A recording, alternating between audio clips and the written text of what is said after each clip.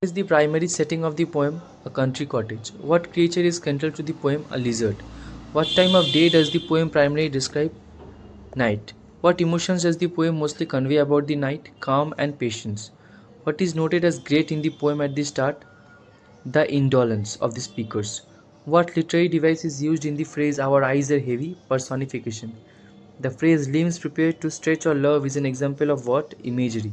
What literary device can be seen in he was more alive than us? Hyperbole. The lizard teaches the speakers patience is an example of symbolism. The repetition of the phrase from time to time can be classified as repetition. The overall mood of the poem is best described as calm and reflective. The poem can be classified as a lyrical poem. The closing line suggests that lizard's purpose is to hunt cockroaches. The tone of the poem is observant and peaceful. The poem speaker could be described as a patient observer. Who is the author of In a Country Cottage? Nizim Ezekiel. In which language was the poem originally written? English. The poem is primarily about a nature, calmness, and observation. The poem belongs to which century's poetry? 20th century. Why do the speakers go to the bed early in the poem? Their eyes are heavy and limbs ready to rest or love. The lizard's silent energy contrasts with the speaker's indolence and inactivity. The lizard's teachings in the poem symbolize patience and quiet presence. The phrase our indolence was great means they were very lazy or sluggish. The poem suggests that life in the country cottage is slow and contemplative. The lizard in the poem can be seen as a symbol of steadfastness and survival. What type of imagery is most dominant in the poem? Visual imagery. The poem illustrates patience as an active living quality, which is the best description of the speaker's attitude towards the lizard, admiring and reflective. The poem is written in a free verse. The phrase our eyes are very heavy uses personification. The phrase his aim was only the death of cockroaches is an example of irony. The poem's use of grey to describe the lizard suggests a dull and lifeless color yet vibrant with energy. The poem's tone is awestruck and contemplative. The phrase we could not help but glance at him implies curiosity and fascination. What does indolence means as used in the poem? Laziness or sluggishness. The phrase immobile, tense and grey describe the lizard as still and alert. The word patience in the poem means tolerance or endurance. Which word best describes the lizard's presence, silent and energetic? What literary device is our eyes were heavy, limbs prepared to stretch or love? Symbolism and imagery. What lesson do the speakers learn from the lizard? To be patient and still.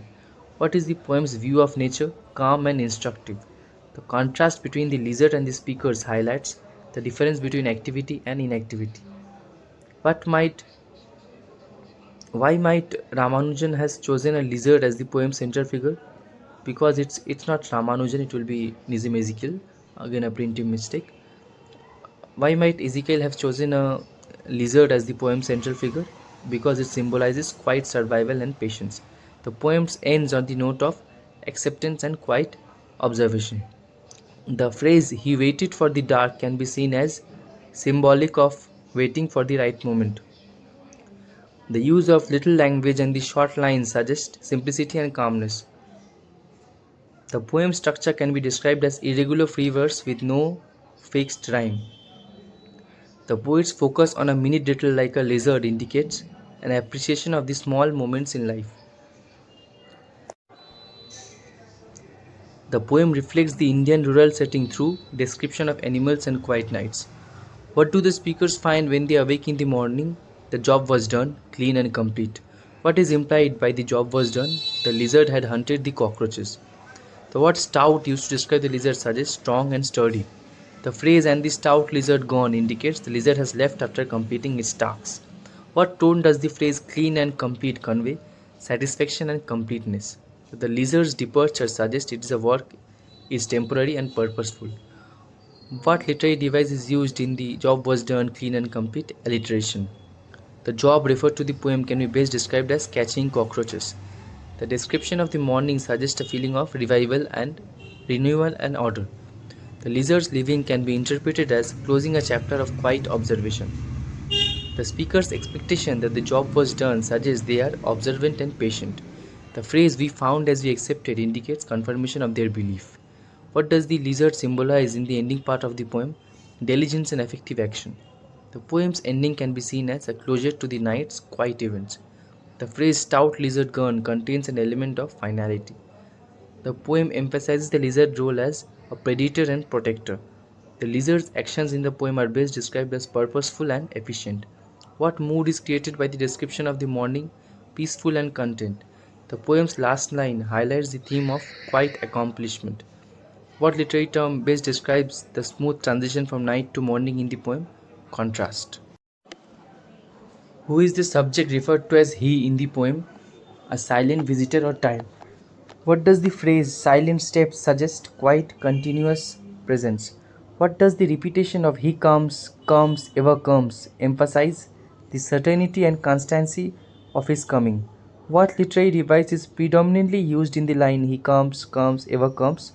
Repetition. According to the poem, when does he come?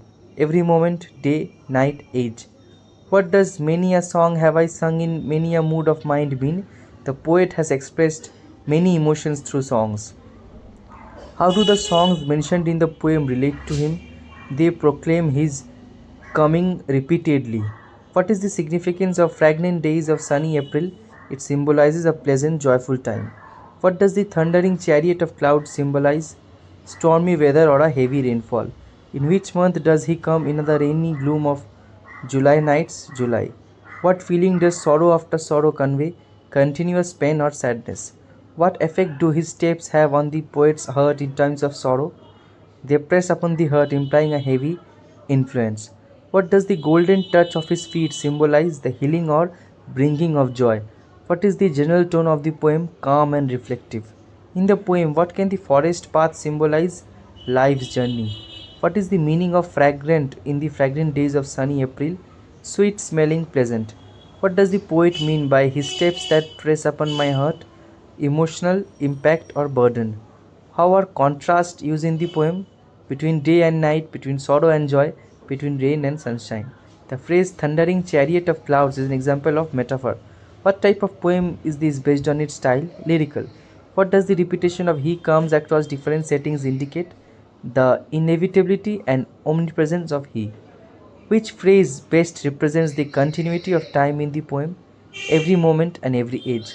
The poet's mood throughout the poem is accepting. The golden touch is an example of metaphor. What theme is prominent in the poem? The inevitability of change or time. Who might he represent in a symbolic sense other than time, fate, or destiny? How is the poet's relationship with he described? Observant and reflective. What does many a song have I sung imply about the poet? The poet has experienced many emotional states. In the phrase, press upon my heart, what does press mean? To push heavily. What mood is created by rainy, gloomy of July nights? Dark and somber. What is the significance of the phrase ever comes? Eternal and never ending arrival. What kind of imagery is mostly used in the poem? Visual and auditory. The repetition in the poem creates a feeling of monotony and continuity. What is the tone of the poem when describing sorrow? Reflective and gentle. What symbolizes the passage of time in the poem? The silent steps. Which line suggests that he brings both sorrow and joy? In sorrow after joy, it is his steps that press upon my heart, and it is the golden touch of his feet that makes my joy to shine. What is implied by thundering chariot of clouds? Stormy and powerful arrival. What kind of visitor is described in the poem? Silent and constant. How does the poet feel about the arrival of he? Resigned and accepting. The phrase every moment and every age emphasizes timelessness and eternity. How does the poet describe the effect of his coming on joy? It makes joy shine. How does the poem personify time or fate? As a silent and eternal visitor who comes on silent steps. The phrase golden touch of his feet relates to transformation or healing. What is the mood created by the fragrant days of sunny April, bright and hopeful? What does many a song have I sung in many a mood of mind suggest about the poet's experience? They are varied and emotional. What literal technique is used in press upon my heart? Metaphor. The steps can be interpreted as symbolic of the passage of time or experience. What does the phrase over ever come suggest about the inevitability of he? Always arrives without fail. Which mood best fits the repeated line he comes, ever comes? somber inevitability. The poem's central message is change, time, or fate is constant and inevitable, bringing both sorrow and joy. What is the central theme of the poem, The Female of the Species? Female solidarity and shared emotional experiences. According to poem, whom does the speaker prefer to confide in during moments of despair? Female relatives and friends. What emotion is prominently expressed when the poem mentions ungratefulness of children, despair, and disappointment? How does the poem portray men in the context of emotional conversations as unable to provide emotional solace? What everyday concerns do the women discuss in the poem? The rate of rice, price of tea, and the scarcity of cheese. What does the mundane conversation about rice, tea, and cheese symbolize? The woman's economic hardships and everyday realities. What kind of bond is shown among the women in the poem? Emotional camaraderie and silent understanding. Why is the poem titled The Female of the Species? To emphasize women's unique emotional experience and solidarity distinct from men. What is the poem's tone? Nostalgic, intimate, and empathetic. Which literary perspective is notably expressed in the poem? Feminist perspective. What literary device is used in the phrase "a man is no use whatever then"? Hyperbole. How is the repetition of everyday terms like rice, tea, and cheese an example of literary device? Symbolism indicating domestic reality. The poem is written in which form? Free verse. Which literary technique best describes how women communicate in the poem by discussing simple topics but conveying deeper emotions? Subtext and indirect communication. The line "you sit them and talk, she sews and you sit and sip" incorporates which literal device? Imagery portraying routine life. How does the poem use perspective? Second person narrative. The poem's language can be described as simple and conversational. What does the scarcity of cheese metaphorically refer to? Sacrifices and hardships in family life. The poem's structure mainly consists of a single stanza with free-flowing lines. Which literary term describes the emotional tone of the poem? Mood. Who are included in the group the speaker turns to for an emotional support? Mother, sister, school friends, and female relatives. What is the poem's message about female relationships? They provide deep emotional understanding and support. What is the role of silence and indirect talk in the poem? They convey a deeper emotional sharing about women. How are the first love and first child, a girl and your child, significant? They highlight female lineage and bonding beyond immediate family. How does the poem imply about women suffering in families? It is silent, hidden, and often unrecognized. What societal role is implicitly discussed in the poem regarding women, caregivers, and emotional supporters? Why do the women in the poem not confide in men among their deepest emotions? Men do not understand or share these emotional experiences. What does the act of sieving symbolize in the poem? Domestic routine and tradition. What emotional experience is shared between the women but never explicitly discussed? Love, despair, and the ungratefulness of children. How does the poem treat the concept of motherhood as complex, involving both love and despair? How is the poem feminist in its outlook? It highlights women's emotional strength and the importance of female support need networks. Which famous author does the poem allude to with its title, Rudyard Kipling? How does the poem contrast with Kipling's The Female of the Species? Deshpande portrays women as cooperative and emotionally connected, not aggressive. What is the significance of mentioning the girl with whom you went to the school? It emphasizes long lasting female relationships. What social class do the women in the poem most likely represent? Middle class housewives managing domestic affairs. What role does culture play in the routine activities mentioned? It reflects traditional roles of women in Indian society. What is the function of talking in the poem? Emotional catharsis and bonding. The poem communicates women's emotions primarily through shared silences and mundane conversations. What type of imagery is predominantly used in the poem? Domestic and everyday life imagery. How does the poem portray the idea of emotional strength? Through quiet endurance and shared understanding. The phrase "you want then your mother or sister" primarily shows desire for familiar and trusted female company. The poem shows that woman's communication style is indirect and nuanced with deep empathy. How is the speaker's voice best described? Intimate and conversational, addressing the reader directly. The first love in the poem referred to her daughter, symbolizing continuity of female experience. What does the poem suggest about the emotional labor of women? It is invisible and often unappreciated. Why are children described as ungrateful? Because children do not understand or appreciate their mother's sacrifices. What mood is created by casual talk of tea and rice prices? Camouflaged sadness and shared experience. The poem's free verse style helps to reflect natural everyday conversation flow. The poem's use of you as the addressee does what? Creates a distinct, direct emotional connection with the reader or listener. What is the overall effect of the poem's understated language? It poignantly conveys deep feelings through simple conversation. What does Shuts complain of when he comes into the room? Headache. How does Shuts look when the narrator first sees him? Pale and shivering.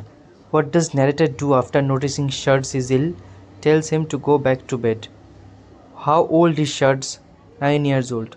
What does the narrator do to check if Shuts is really sick? Feels his forehead. Who comes to see Shuts when he is sick? The doctor. What temperature does the doctor record of Shuts? 102 Fahrenheit. What type of illness does Shuts have? Influenza. How many types of medicine does the doctor leave? 3. What is the purpose of the first medicine? Lower fever. What does the doctor say about Shuts' fever? There is no danger if it doesn't go above 104 Fahrenheit. What does the narrator do after the doctor leaves? Writes down the medicines. What book does the father offer to read to Shuts? Book of Pirates. How does Shuts react when his father offers to read? He agrees but seems disinterested. What emotion does Shuts mostly display in the passage? Detachment. What narrative perspective is used in the story? First person. What is Shuts' primary internal conflict in the story? Believing he will die because of his temperature. What literary technique is employed when the reader knows more about the temperature misunderstanding than the boy? Dramatic irony. What is the main theme of the passage? Fear and misunderstanding. Why is Shuts detached during the reading? He is thinking about dying. What literary movement does this story belong to? Modernism. Shuts' misunderstanding arises from confusion about temperature scales. In the passage, the doctor's attitude towards Shuts' illness is calm and reassuring. The story's tone in this excerpt can be described as tense. The passage demonstrates the fragility of childhood innocence. What indirect clue does Shuts is deeply troubled? He does not listen to the story. What, according to passage, how does Shuts treat his illness? With stoicism. What does the father do to take care of Shuts? Reads to him, writes down the medicine, and calls the doctor. What does Shuts believe about the temperature of 102? It is fatal. What is a key sign of Shuts' emotional isolation? He lies still and seems detached. What does the narrator ask Shuts at the beginning of the passage? How do you feel, Shuts? What does Shuts answer his father's question about how he feels? Just the same so far. Where is the narrator sitting while waiting at the foot of the bed? What is the narrator doing while waiting for the time to give another capsule? Reading to himself.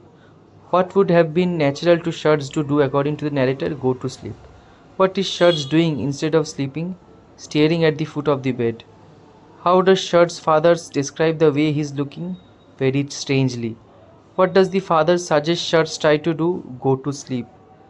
What does the father say he will do about the medicine? Wake Shuts for the medicine. What is Shuts' reply to his father's suggestion to sleep? I would rather stay awake. What does Shuts say about his father staying with him? He says he can leave if it bothers him. What does the father respond to Shuts' concern about being bothered? He says it does not bother him. What does the narrator think is possible about Shuts? He is little light-headed. What does the narrator do after giving Shuts the capsule at 11 o'clock? Goes outside. How is the weather described when he goes outside? Bright and cold. What covers the ground outside? Sleet that has frozen. How does the frozen outside world appear? As if it has been varnished with ice. What does the narrator talk? What does the narrator take for a walk? The young Irish setter. What difficulties does the narrator have while walking? Hard to stand or walk on the glassy surface. What happens to the red dog? He slips and falls twice. What does the dog drop while sleeping? The narrator's gun. What does the gun do after being dropped? Slides over the ice. What type of birds do the narrator and the dog flush out? Quails. What were the quail hiding? Where was the quail hiding? Under a high clay bank with brush. How many quails are shot as they fly away? 2. Where do some of the quails go after being flushed? Into the trees. Where do most of the quails scatter? Into the brush piles. What action is needed to flush the quails from the brush piles? Jump on ice-coated mounds. How does standing on the brush pile feel? Unsteady and springy. How many more quails did the narrator shoot after jumping on the brush piles? 2. How many quails did the narrator miss? 5. How does the narrator feel after hunting quails? Pleased and happy. Why is the narrator happy about the hunt? He found a covey close to the house and left more to hunt later. Who tells the narrator about Shurts refusing visitors? The people at the house. Why does Shurts refuse to let anyone into his room? He is worried they might catch his illness. What instruction does Shurts give about his room? You can't come in. How does the narrator find Shurts when he returns? In exactly the same position as before. How does Shurts look when his father returns? A pale but with cheeks flushed from fever. Where is Shurts looking when his father returns? At the foot of the bed. What does his father do at the very end of this section? Takes his temperature. What temperature does the narrator say Shurts' temperature is? 102.4. How does Shurts respond when told the temperature? He insists it is 102. Who told Shurts his temperature was 102? The doctor. What does the father assure Shurts about his temperature? It is normal and nothing to worry about. How does Shurts reply when his father says there is nothing to worry about? He says he doesn't worry but can't stop thinking. What does the father tell Shurts to do when he says he can't keep from thinking? Not to think and just take it easy. How does Shurts say he is taking it easy? By lying still and looking straight ahead. What does the father do when Shurts says he is holding tight on something, opens the pirate book and tries to read aloud again? Does Shurts follow the story when his father reads the book? No, he is distracted. What question does Shurts ask his father after the attempt to read? Am I going to die? How does the father respond to Shurts' question about dying? Reassures him he isn't going to die. Why does Shurts believe he is going to die? Because boys at school in France told him you can't live with 44 degrees. What misunderstanding about temperature does Shurts have? Fahrenheit and Celsius confusion. For how long does Shurts been waiting to die? Since the morning, 9 o'clock. What comparison does the father make to explain the temperature misunderstanding? Miles and kilometers. According to father, what is normal body temperature on the thermometer? Shurts is familiar with 37 Celsius. What is normal body temperature in Fahrenheit as per the father? 98. How does Shurts react when his father explains the temperature difference?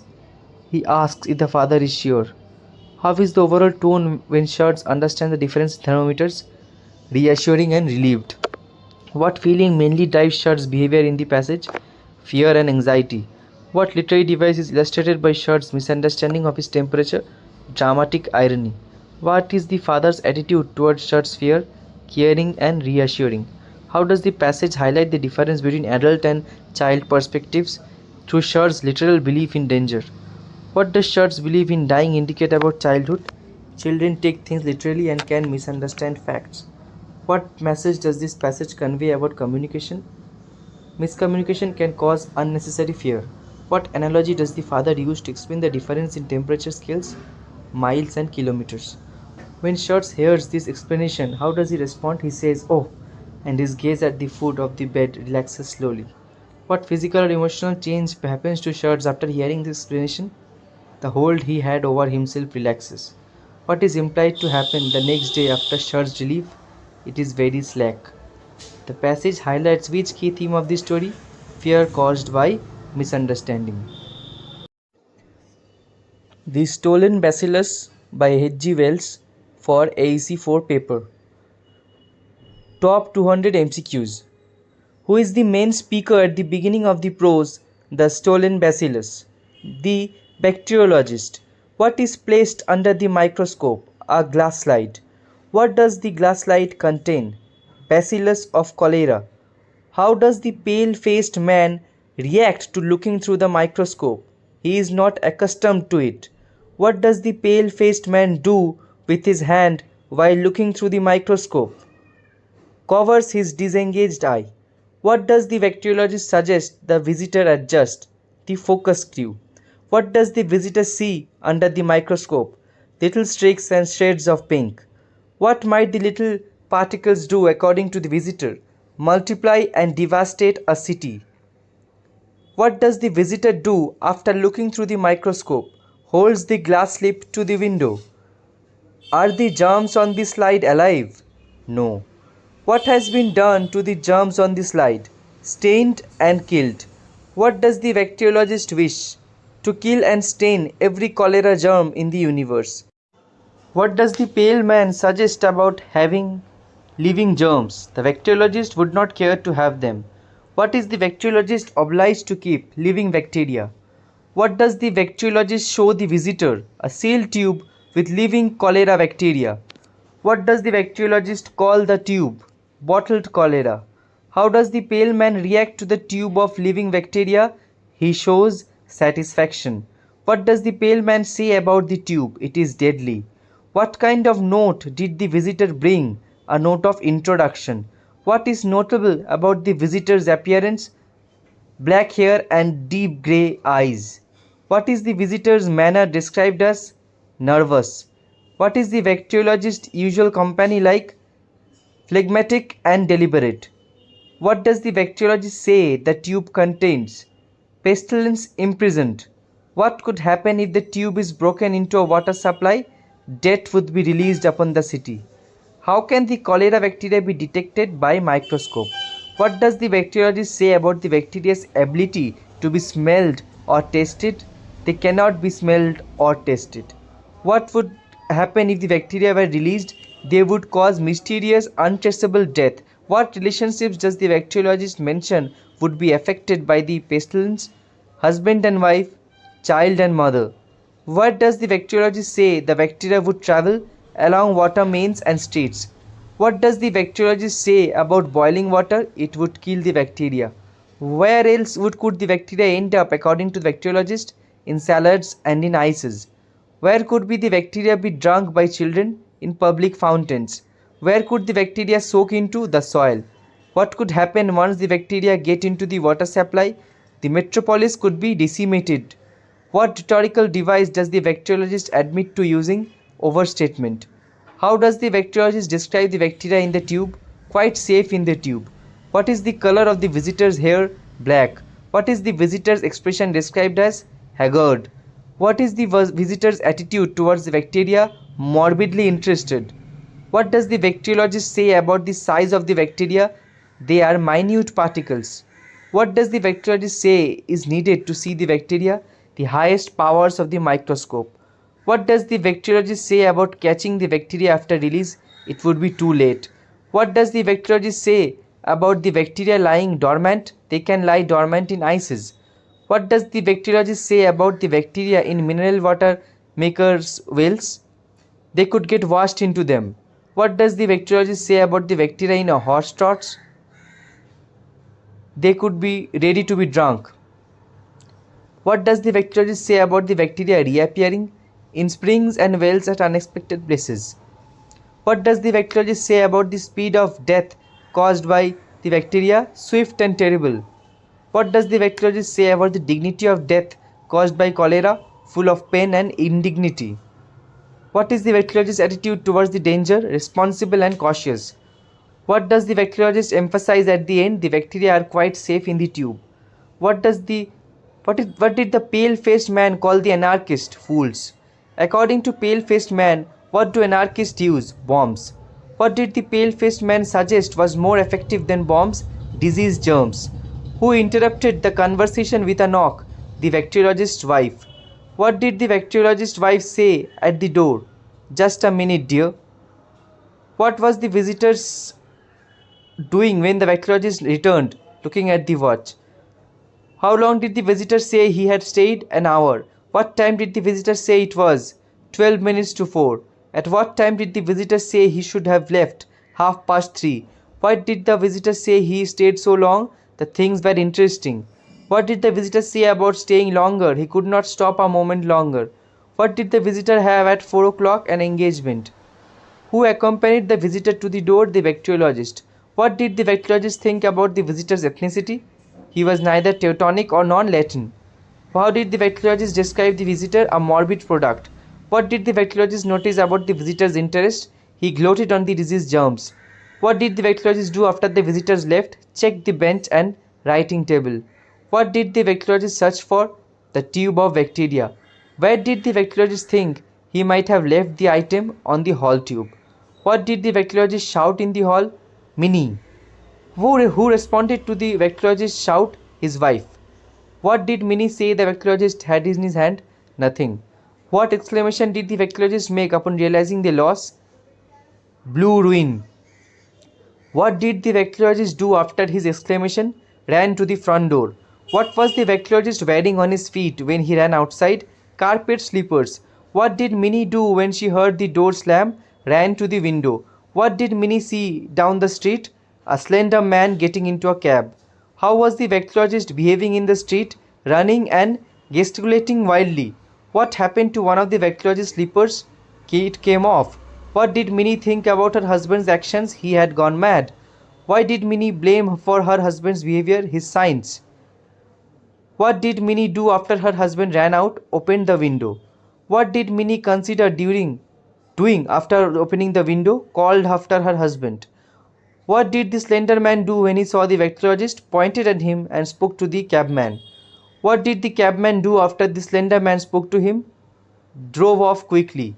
How did the cab leave? With the whip swishing and horses' feet clattering. Who was in the pursuit of the cab? The bacteriologist. What did Minnie do after the cab and her husband disappeared? Strained out of the window. What did Minnie think about her husband's eccentricity? He was eccentric. What did Minnie decide to do after thinking about her husband? Go after him. What did Minnie put on before leaving? Her bonnet. What did Minnie take with her? His shoes, hat and an overcoat. What did Minnie do on the doorstep? Hailed a cab. What did Minnie tell the cabman to look for? A gentleman in a velveteen coat and no hat. How did the cabman respond to Minnie's request? He agreed matter-of-factly. What color was the horse pulling Minnie's cab? Ginger colored. What was the reaction of the cabman and loafers at Haverstock Hill? They were startled. What did old Tootles say about the cabman? That's Eric's. What did the ostler boy say about the cabman? He is using his whip. What did Tommy Biles say when he saw the next cab? Here's another lunatic. What is seen clawing out of the cab? The bacteriologist. Who is seen clawing out of the cab? The bacteriologist. What does the group around the cabman's shelter do as the chase unfolds? Become unanimated and shout in encouragement. What phrase is not shouted by the group? Stop the thief. Who says she's a go or she is? The ostler boy. What does old Tootles exclaim about the situation? Strike me giddy. What surprises old Tootles about the next cab? It's a field male or female this time. According to old Tootles, who is following whom? The woman is following the man. What does someone say Minnie is carrying in her hand? A high hat. What is the general mood of the crowd as Minnie passes by, applauding and amused? How does Minnie feel about the crowd's reaction? She does not like it. What is Minnie determined to do as she rides in the cab? Find her husband. Who is driving the cab in which Minnie is riding? Old George. What is the man in the foremost cab holding together? The little tube. What is the man's mood as he rides in his cab? A mixture of fear and exultation. What is the man mostly afraid of? Being caught before he can accomplish his purpose. What larger fear does the man also have? The awfulness of his crime. What emotion is stronger than the man's fear? Exultation. Who are radical and valiant? Famous anarchist. What does the man plan to do with the tube? Break into a reservoir. How did the man get into the laboratory? By forging a letter of introduction. What does the man hope to achieve by his actions? Gain fame and recognition. How does the man feel about people in his past? They ignored and neglected him. What does the man want to teach the world? What it means to isolate a man. What street does the man recognize during the chase? Grange, St. Andrews Street. How far behind is the bacteriologist during the chase? 50 yards. What does the man do to encourage his cabman to go faster? Offers him more money. How much money does the man find in his pocket? Half a sovereign. How does the cabman respond to the offer of more money? Accepts and speeds up. What does the man do with the glass tube as the cab sways? Holds it on the apron to preserve his balance. What happens to the glass tube? It cracks and breaks. What does the man see on the apron after the tube breaks? 2 or 3 drops of moisture. How does the man react to the broken tube? It curses and stares dismally. What does the man shudder at the thought of? The filthy death. What does the man consider himself after the accident? A martyr. What does the man wonder about cholera? If it hurts as much as they say. What does the man do to make sure he will be infected? Drinks the remaining drop from the tube. Why does the man drink the last drop? To make sure he will not fail. How does the man realize after drinking the drop there is no further need to escape the bacteriologist? What does the man tell the cabman to stop? Wellington Street. What happens as the man gets out of the cab? He slips on the step.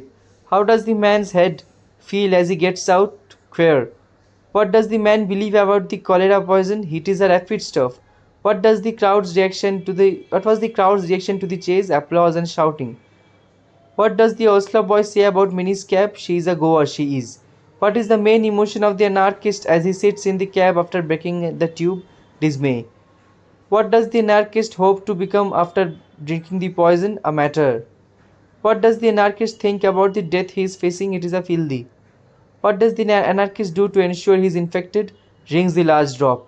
After drinking the drop, what does the anarchist decide about running? He no longer needs to run. What physical effect does the poison have as the anarchist leaves the cab? He feels dizzy and sleeps. Where does the anarchist stand after leaving the cab? On the pavement. What is the anarchist's physical pose as he waits? Arms folded upon his breast. What feeling does the anarchist pose upon? Tragedy. What does the sense of imminent death after the anarchist's? Dignity. How does the anarchist greet the bacteriologist? With a defiant laugh. What phrase does the anarchist shout? Vive, anarchy. What does the anarchist claim to have done? Drunk the cholera. What does the anarchist say is now abroad? The cholera. How does the bacteriologist look at the anarchist from his cab? Curiously through his spectacles. What does the bacteriologist realize about his visitor? He is an anarchist. What does the bacteriologist do when about to get out of the cab? Opens the apron as if to descend. What does the anarchist do as the bacteriologist prepares to get out? Waves a dramatic farewell. Where does the anarchist go after waving farewell? Towards Waterloo Bridge. What does the anarchist do as he walks away? Jostles his infected body against as many people as possible. What is bacteriologist's reaction to Minnie's arrival with his things? Barely surprised. What does Minnie bring to the bacteriologist? His hat, shoes, and overcoat. What does the bacteriologist say to Minnie about bringing his things? Very good of you to bring my things. What is the bacteriologist lost in as Minnie arrives? A contemplation of the receding anarchist. What does the bacteriologist tell Minnie to do? Get in the cab. What does Minnie now feel absolutely convinced of? The bacteriologist is mad. Who directs the cabman home? Minnie. What does Minnie ask the bacteriologist to put on? His shoes. What does the bacteriologist do as the cab turns? Put on his shoes. What strikes the bacteriologist as the cab turns? Something grotesque. How does the bacteriologist react to his thought? He laughs. What does the bacteriologist say immediately after laughing? It is really very serious though. What does the bacteriologist tell Minnie about the visitor? He is an anarchist. What does the bacteriologist want Minnie not to do? Faint. What did the bacteriologist want to do to the visitor astonish him? What did the bacteriologist show the visitor? A new species of bacterium. What does the bacteriologist say the new species of bacterium causes? Blue patches on monkeys. What did the bacteriologist claim the new bacterium was? Asiatic cholera. What did the anarchist intend to do with the tube? Poison the water of London. What does the bacteriologist say the anarchist might have done to London? Made things look blue. What animals does the bacteriologist mention were affected by the bacterium? Kitten, 3 puppies, and a sparrow. What color did the animal turn? Blue. What is the bacteriologist's main concern now? Preparing more of the bacterium. What does the bacteriologist say about the trouble and expense? He will have all the trouble and expense of preparing more. Why does Minnie want the bacteriologist to put on his coat? They might meet Mrs. Jabber. What does the bacteriologist say Mrs. Jabber is not? A draft. What does Minnie insist on despite the hot day? Wearing a coat. What does the bacteriologist say about wearing a coat on a hot day? He questions the reason. What is Minnie's concern about Mrs. Jabber? She is a gossip. What does the bacteriologist finally say about the goat? About the coat? Oh, very well. What does the bacteriologist's attitude towards Minnie show? Amusement and affection. What does the bacteriologist's story reveal about the tube's contents? It was a harmless blue staining bacterium. What does the bacteriologist say happened to the animals exposed to the bacterium? They turned blue. What is the comic twist at the end of the story? The anarchist will only turn blue. What is the bacteriologist's main convenience at the end? Preparing more of the blue bacterium. What is the overall tone of the ending? Comic and ironic.